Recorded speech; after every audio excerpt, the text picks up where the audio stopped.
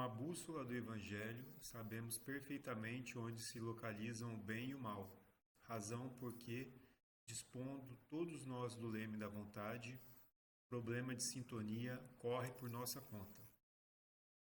Bem-vindos, meus amigos, a mais um estudo do nosso canal. Hoje, estudo do Espiritismo. Semana passada falei o nome errado, mas nosso canal Estudo do Espiritismo, que tenta trazer todas as semanas um estudo a respeito de um tema, normalmente mensagens trazidas por benfeitores do plano espiritual, Emmanuel, André Luiz, dentre outros, e nós tentamos trazer para a reflexão a base da doutrina espírita. Hoje, o nosso tema se baseia num texto de Emmanuel, que está no livro Seara dos Médiuns, intitulado Faixas, é o número 38. Bom, lembrando aqui da mensagem inicial, onde Emmanuel nos chama a atenção ao processo ou ao problema de sintonia, né, nesse caso uma sintonia mental, eu vou utilizar aqui a princípio de 3 perguntas do Livro dos Espíritos para trazer ou para iniciar a nossa reflexão de hoje. Bom, já adianto também que o estudo de hoje vai ser um pouco mais teórico, né, para que a gente possa ter uma base fundamentada sobre esse tema, que tem a ver com sintonia, com pensamentos, para aqueles que também têm o interesse por entender a mediunidade, também tem a sua relação com o assunto de hoje. A começar pelo Livro dos Espíritos, na parte 2ª e no capítulo 9, que fala da intervenção dos espíritos no mundo corporal. Lá nós temos um item denominado Influência Oculta dos Espíritos em nossos pensamentos e atos. E uma pergunta que é muito interessante, que logo de cara já é feita dentro desse assunto, é a número 459, que pergunta: influem os espíritos em nossos pensamentos e em nossos atos? E as respostas que os espíritos nos dão é: mais do que imaginais, pois com bastante frequência são eles que vos dirigem. A princípio, né, a gente pode pensar como que os espíritos poderiam nos influenciar de tamanha maneira ao ponto de nos dirigir, né?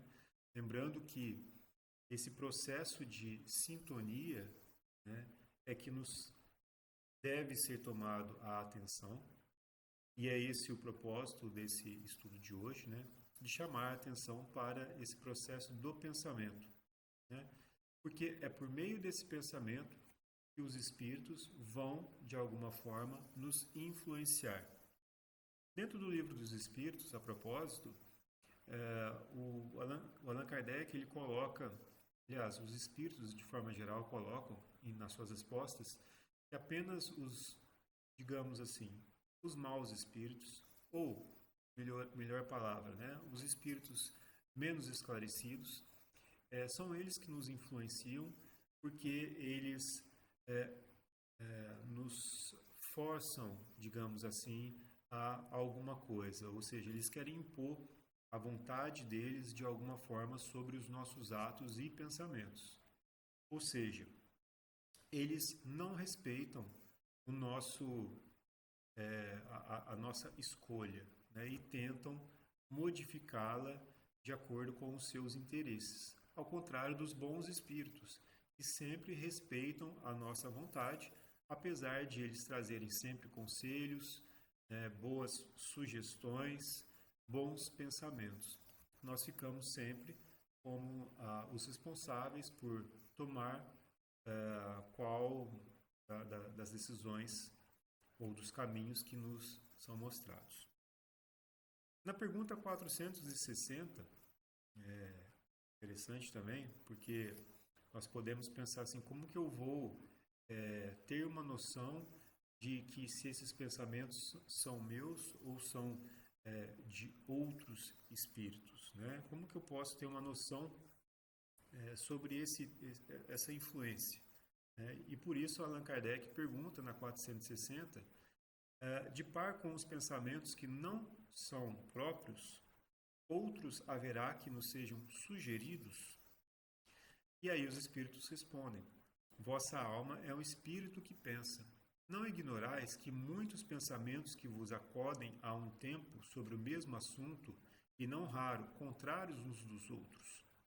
Pois bem, no conjunto deles estão sempre de mistura os vossos com os nossos. Daí a incerteza em que vos vedes. É que tendes em vós duas ideias a se combaterem. Então, a gente pode, né, ter essas ideias que nos são sugeridas em combate com as nossas próprias. Por exemplo, em uma situação onde nós somos sugeridos, vamos colocar isso como uma hipótese, onde nós seríamos sugeridos a fazer ou tomar um ato ruim, ou uma ação ruim, aquela ação que nós estamos combatendo a longo tempo, né? E aí existe uma influenciação, um desejo para que você retome aquela atividade, né? E aí essas ideias estão se combatendo. Muitas das vezes esses espíritos que querem ver a sua falha, né? O seu tombo perante um esforço que você vem fazendo para que você se melhore, né? Então, nós vamos ter sempre ali essas ideias em combate. Quem vai nos alertar a respeito deste combate ou dessa diferença de pensamentos é a nossa própria consciência, né? Então, vamos ter sempre em mente, né, aquela sementinha da consciência nos chamando a atenção para aquilo que é certo e aquilo que é errado. Na dúvida, né, basta lembrar, né, vou dizer basta, né, porque às vezes a gente se encontra em situações que nos exigem muito. Mas, como Jesus nos aconselhou, né, nós façamos ao próximo aquilo que nós gostaríamos que nos fosse feito. Então, daí nós temos uma grande diretiva de comportamento. Muitas das vezes a gente fica, inclusive, na dúvida de fazer ou não, porque isso pode trazer um bem, mas também pode trazer um mal a uma outra pessoa ou para uma outra situação, né? E aí, no próprio Evangelho segundo o Espiritismo, tem uma parte de preces que, inclusive, nós vamos aqui utilizar como parte do estudo. Na parte de preces, né, onde existe um texto a respeito das orações para si mesmo, onde nós somos, então, instruídos a entender como fazer a prece para pedir um conselho, né? Então, lá tem uma explicação colocada por Allan Kardec, onde ele traz ou chama a atenção para que, quando nós estivermos em dúvida, né, nós temos que colocar sempre em uma balança, os benefícios trazidos a uma pessoa, né, e o mal trazido a uma terceira. No caso dessa circunstância, em que apenas, em que na verdade o bem a um seria acompanhado de um dano a um terceiro. Então nós temos sempre que pesar. Eventualmente nós vamos nos deparar com situações onde apenas o bem seria trazido a todos os envolvidos. Então, no caso, não haveria dúvidas de se fazer, ou tomar essa ação. Muitas das vezes, nós vamos nos encontrar em situações que, evidentemente, essas ações provocariam um mal às pessoas envolvidas e, obviamente, também que nós não deveríamos tomar essa escolha. Nesse texto, inclusive, é colocado o seguinte, que em caso de dúvida, em caso onde a gente esteja sem uma certeza do que fazer, é melhor se abster, ou seja, né, deixar isso de lado. Bom, voltando aqui para as nossas perguntas, né, para que a gente possa focar bastante no tema de hoje, né, a, a terceira pergunta que eu colocaria para fortalecer aqui a nossa reflexão é a número 461, que diz o seguinte: como havemos de distinguir os pensamentos que nos são próprios dos que não são, do que nos são sugeridos? Os espíritos respondem: quando um pensamento vos é sugerido, tendes a impressão de que alguém vos fala. Geralmente, os pensamentos próprios são os que acodem em primeiro lugar.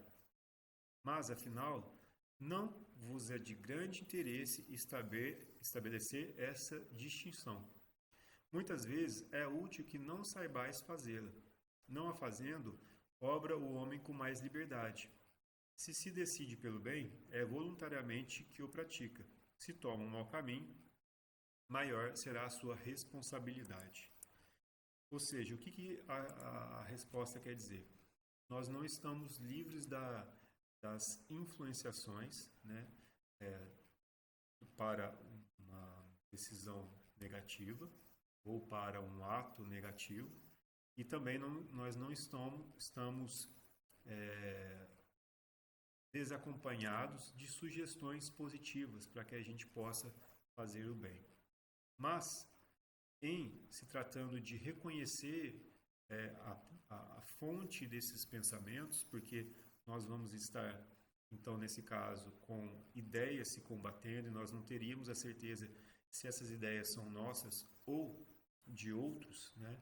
Então, que nesse caso a gente nem saiba ou não se preocupe muito, né, em saber de quem é essa fonte, porque basicamente nós temos, sem saber, uma maior liberdade de agir.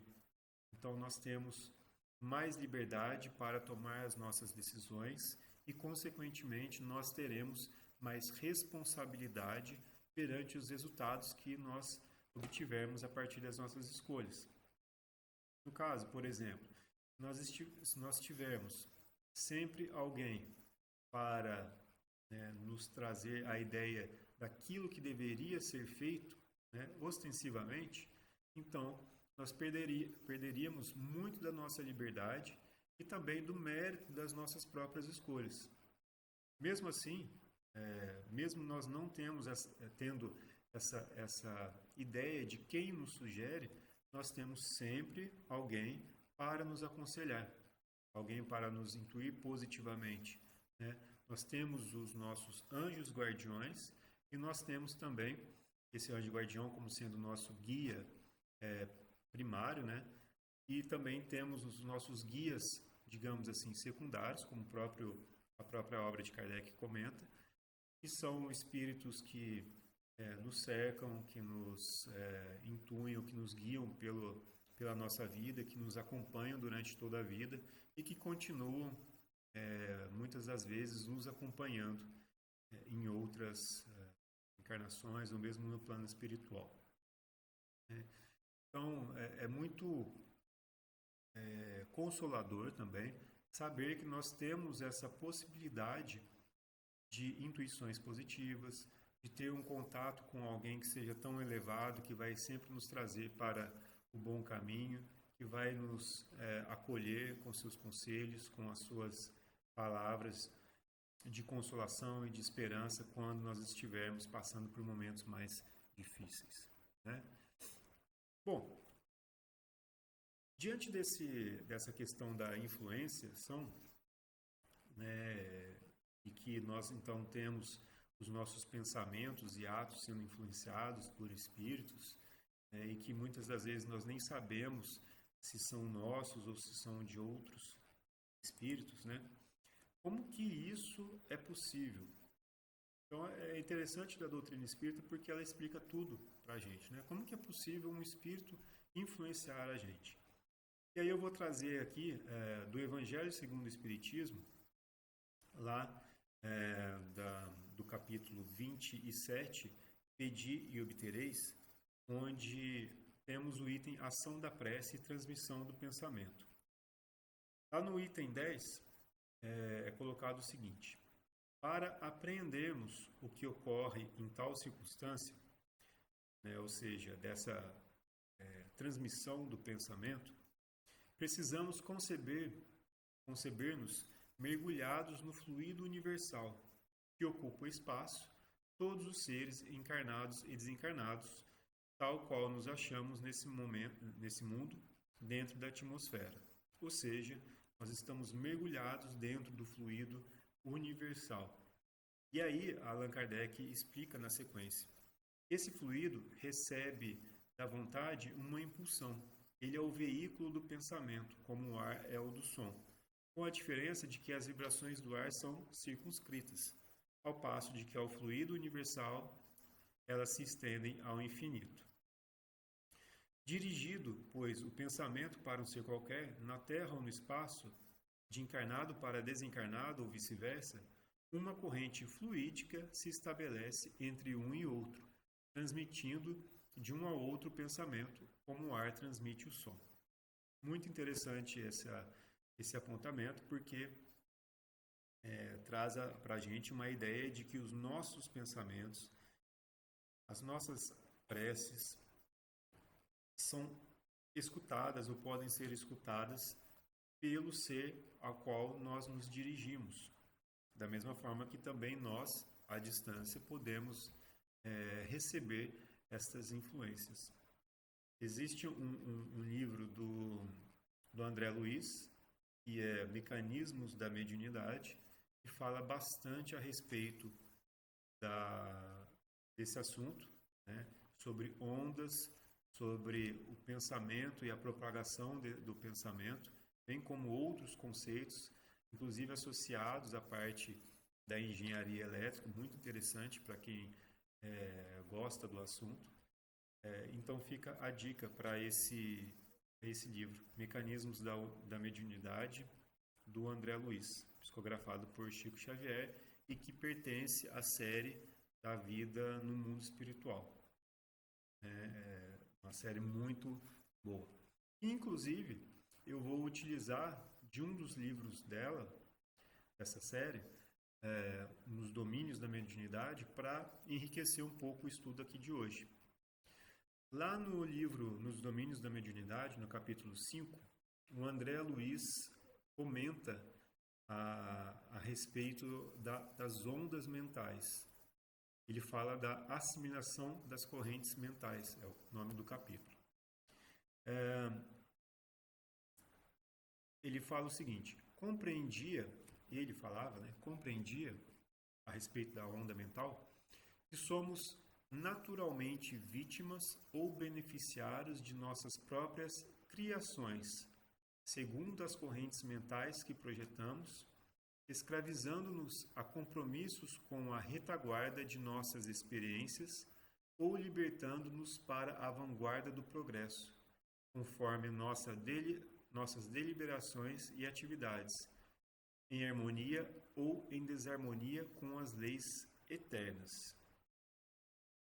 Bom, é um texto muito relevante, porque ele fala sobre, ou ele chama a atenção agora para a responsabilidade que nos compete. Apesar daqui nós falarmos sobre a influência que nós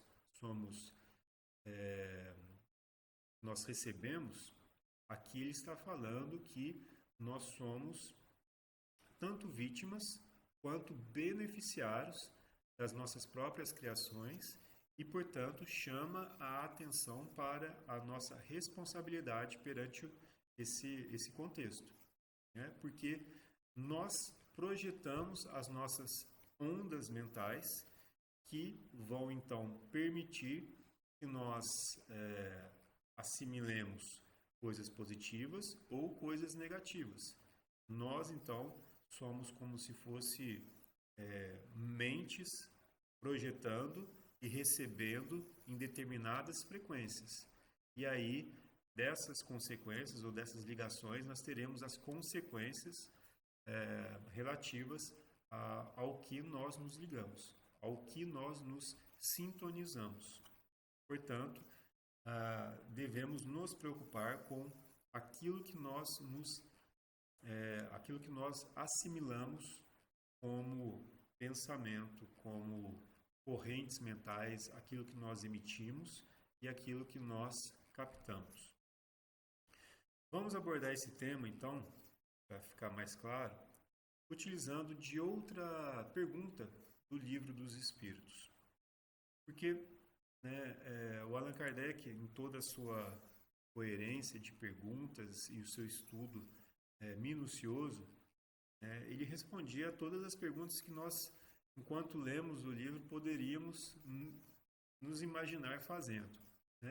E aí, uma das perguntas, que eu acho que talvez seja de grande interesse para a maioria das pessoas, pode o homem eximir-se da influência dos espíritos que procuram arrastá-lo ao mal? Isso está na pergunta 467. E a resposta que ele nos dá é o que os espíritos nos dão. Pode, visto que tais espíritos só se apegam aos que, pelos seus desejos, os chamam, ou aos que, pelos seus pensamentos, os atraem. Portanto, mais uma vez, remetendo ali ao que o André Luiz falou. Nós somos vítimas ou beneficiários das nossas próprias criações, segundo as correntes mentais que projetamos. Esse livro do André Luiz, Nos Domínios da Mediunidade, é uma excelente obra, para mim uma das melhores dessa série, e fala sobre mediunidade de uma forma muito esclarecedora, porque nessa questão, apesar do tema mediunidade, nós temos que lembrar aqui que não se trata apenas daqueles médiuns que têm uma faculdade ostensiva, ou seja, psicofonia, psicografia, clarividência. Nós estamos falando aqui de todos nós, seres encarnados, e até como o próprio Allan Kardec colocou no Livro dos Médiuns, que todos nós somos médiuns, justamente por conta de estarmos suscetíveis a recebermos essas influências, e também a recebermos as sugestões positivas, as influências positivas. Melhor para a gente já resumir a frase. Bom, e continuando nesse livro Nos Domínios da Mediunidade, sobre essa assimilação das correntes mentais, mais uma vez enfatizando que isso serve para todos nós, o André Luiz coloca o seguinte, ou destaca o seguinte, na verdade é um instrutor dele, não me lembro o nome aqui agora.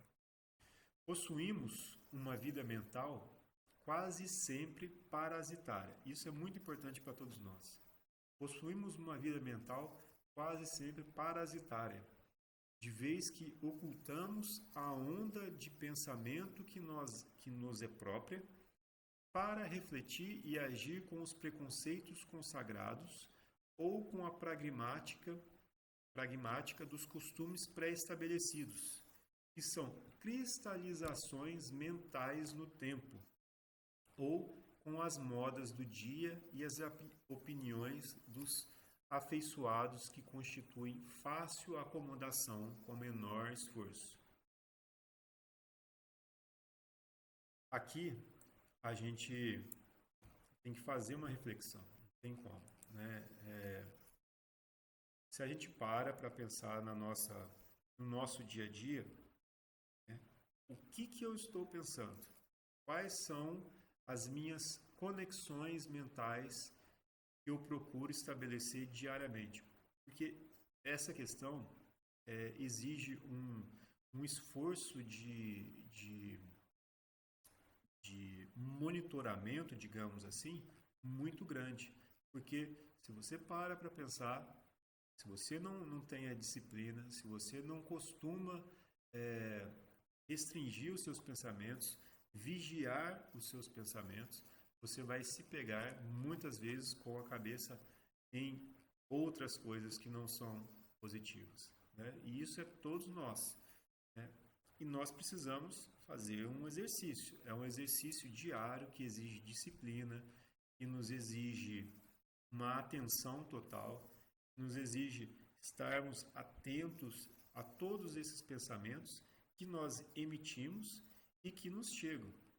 Porque é justamente aí que nós vamos estabelecer as nossas tomadas mentais, ou seja, as nossas ligações com seres com seres espirituais, né? Bem como também encarnados, de encarnado para encarnado. Então, muito relevante isso, porque vez ou outra a gente se pega pensando em coisas que não são positivas e que aí a gente começa a se alimentar naquele pensamento, né? E aí, se você para pensar, muitas das vezes esses pensamentos ou nos são sugeridos ou nós mesmos criamos esses pensamentos e atraímos aqueles que têm os mesmos sentimentos de simpatia. Ou seja, eles são simpatizantes com esses pensamentos, melhor dizendo, né? E aí, dentro dessa frase, esse instrutor, mais uma vez não me lembro o nome, ele prossegue. Basta, no entanto, nos afeiçoemos aos exercícios da meditação, ao estudo edificante e ao hábito de discernir para compreendermos onde se nos situa a faixa do pensamento, identificando com nitidez as correntes espirituais que passamos a assimilar. A frase por si só já é extremamente clara e que nos chama a atenção para a vigilância com nós mesmos, né? E ele continua: cada criatura assimila as forças superiores ou inferiores com as quais sintoniza. Por isso mesmo, o Divino Mestre recomendou-nos a oração e a vigilância para não cairmos nas sugestões do mal. Porque a tentação é o fio de forças vivas a irradiar-se de nós, captando os elementos que lhes são semelhantes e tecendo, assim, ao redor de nossa alma, espessa rede de impulsos, por vezes irresistíveis. Muito interessante essa parte, porque além de chamar a atenção para essa responsabilidade que nos compete de vigiarmos os nossos pensamentos, de nos exercitarmos para mantermos essa nossa faixa de vibração situada em uma região positiva, né? Ele esclarece um ensinamento do nosso Mestre Jesus, né? Quando ele nos orientou a orar e vigiar constantemente. Constantemente, e isso quer dizer, nós temos que fazer esse exercício durante toda a nossa vida encarnatória, né? Isso é muito interessante também, porque isso diz com quais objetivos de vida nós temos, né? Aquilo que eu estou pensando é aquilo que eu estou com o meu coração localizado.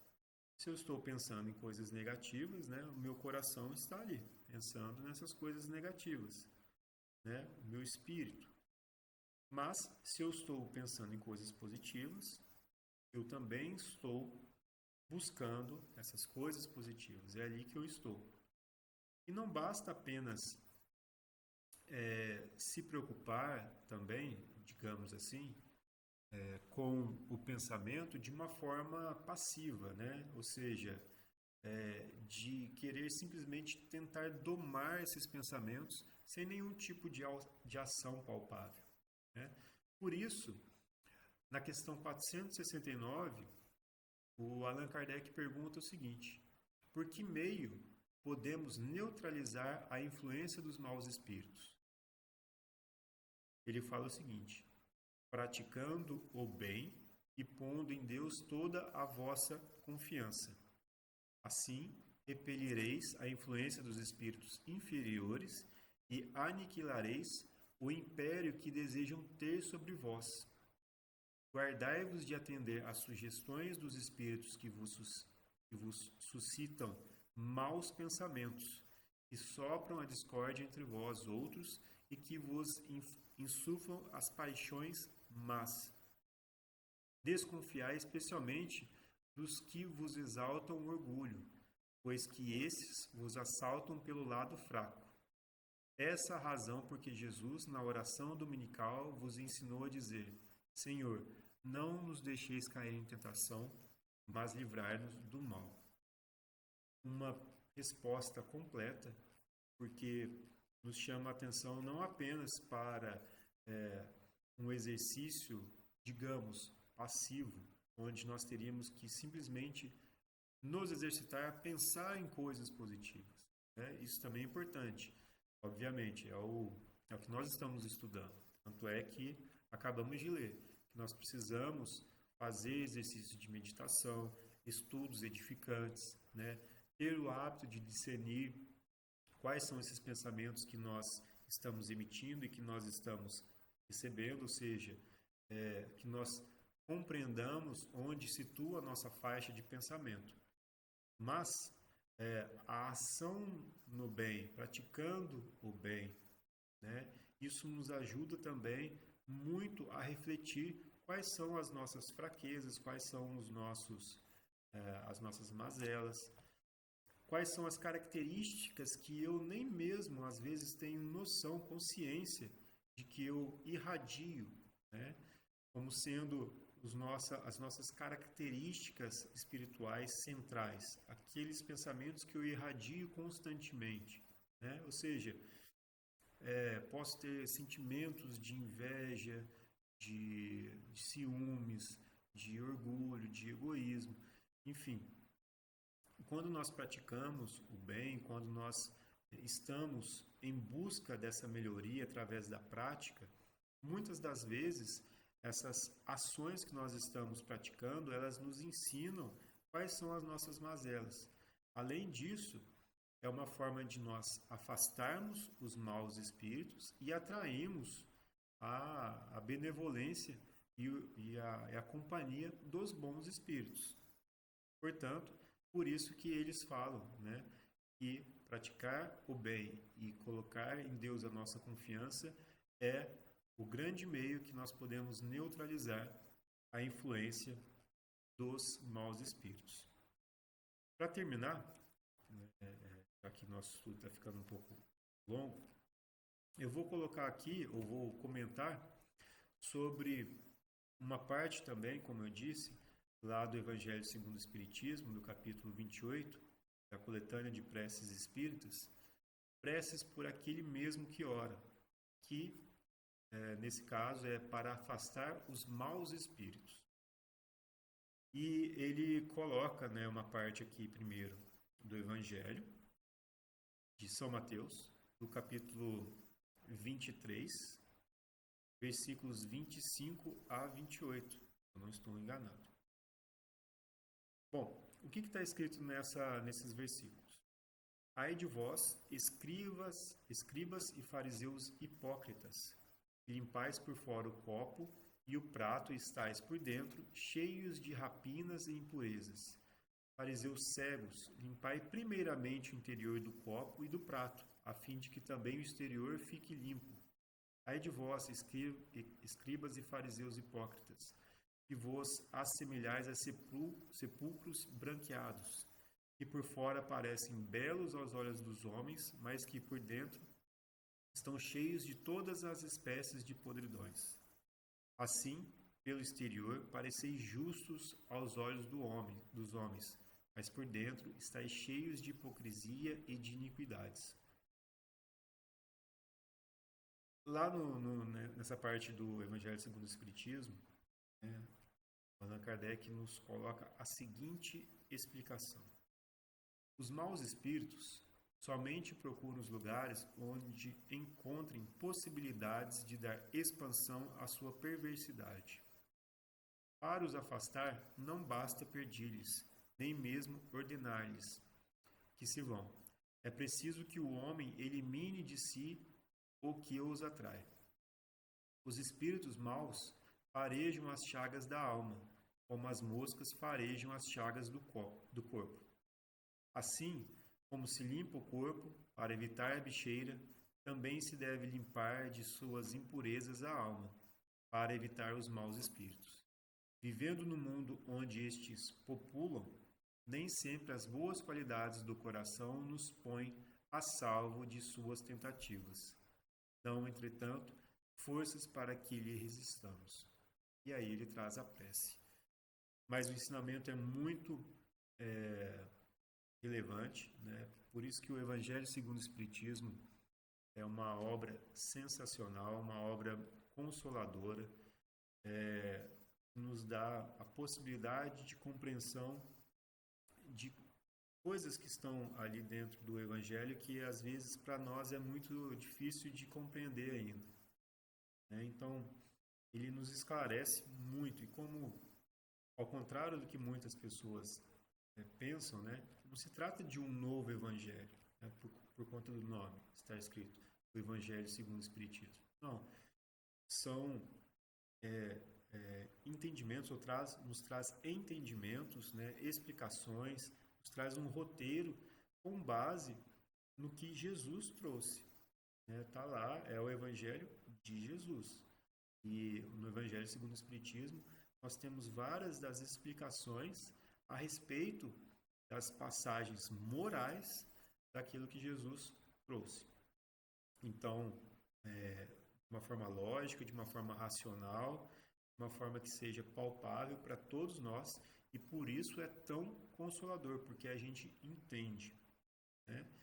E aqui nessa passagem, o que ele fala para nós é que não adianta nós cultivarmos atos simplesmente exteriores, né, ou nos mostrarmos de uma maneira exterior, né, como sendo ou estando limpos, né, digamos assim, porque o que vai importar, o que vai fazer com que a gente tenha a aproximação de espíritos que nos querem o mal ou de espíritos que nos querem o bem, é aquilo que nós irradiamos do nosso próprio ser, do nosso próprio espírito.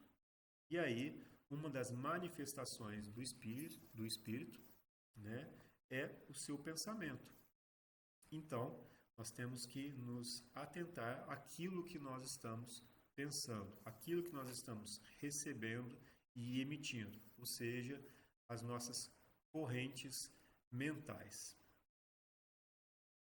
O desafio de hoje, para a gente terminar esse estudo, então, é seguir aquilo que o instrutor André Luiz falou para ele. Basta, no entanto, nos afeiçoemos aos exercícios da meditação, ao estudo edificante e ao hábito de discernir para compreendermos onde se nos situa a faixa de pensamento, identificando com nitidez as correntes espirituais que passamos a assimilar. Além disso, além dessa questão de nos atentarmos às nossas assimilações, vamos tentar também procurar uma ação prática, né, onde nós podemos fazer o bem a alguém, de alguma forma, no nosso ambiente de trabalho, dentro da nossa casa, com os nossos colegas do dia a dia, alguma ação nós podemos exercer a eles para